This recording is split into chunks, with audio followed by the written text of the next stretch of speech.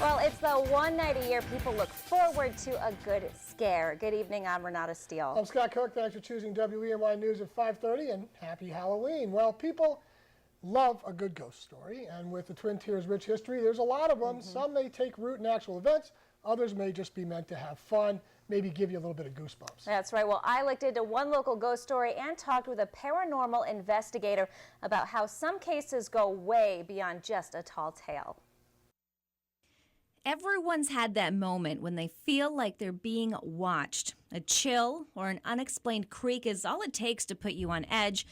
But is it all in your mind, or is it something more? I don't know if I'm a strict believer, but I don't know. There's definitely times where I'm not really comfortable being in this room alone. Robbie Simpson is an RA at Elmira College. EC is home to one of the most well-known local ghost stories, the story of Mary, a former student who died in an accident on campus and now haunts the corridors of Tompkins Hall. Robbie says whether the story is true or not, the legend is enough to make your hair stand on end, especially on patrol at 2 a.m. When you're walking through here alone, it's a creepy place. Especially you got the lights turned off and the moonlight shining through. It's just like, oh, I don't want to be in here. Whether or not the Mary story has any truth, graduate student Cassie Anderson says there are definitely things at Tompkins Hall that just can't be explained.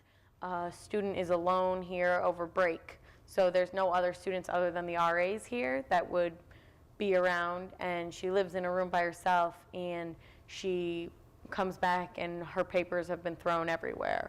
Or a student is in a single and hears the tapping of her computer screen, her computer keys. But for some people, it's more than just a fun story of things that go bump in the night. I'm actually kind of terrified of all this stuff. But there are some things I just, they go without an explanation at the end of the day. Jason Gowan is a paranormal investigator, better known as a ghost hunter. He says what started as a prank in a local cemetery with friends quickly turned into an obsession and eventually a business, Ghost Hunters Incorporated. And we were out every weekend, abandoned houses, any mental asylum that was in like a 4-hour road trip distance, we would always take off and go check them out. Gowan says at first he was a skeptic, but there are only so many things that can go unexplained before you start to believe there's something there. I've obviously experienced, the chills, the cold spots. I've been touched, I've been slapped, I've been scratched. There's says something when you look at yourself and there's a scratch, that's deeper than you just brushing up against a board somewhere. There are physical hand marks. Over the past several years, Gowan's ghostly escapades have landed him TV appearances and public speaking events. If there's anybody here, tell us your name. He also developed a relationship with George Lutz, whose paranormal experiences at his family's home in 1975 became the basis for a true life story and movie, The Amityville Horror. For me, the most intense, hands down, Amityville.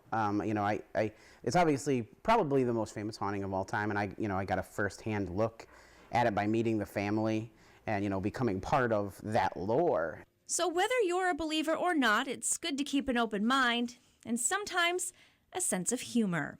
I know students that have oh yeah, well, I live on 4th floor Tompkins. Look how tough I am. Me and Mary are practically roommates. One thing that I love about ghost stuff, at the end of the day, when all the smoke is cleared, I love a good ghost story, and that's what this is all about for me.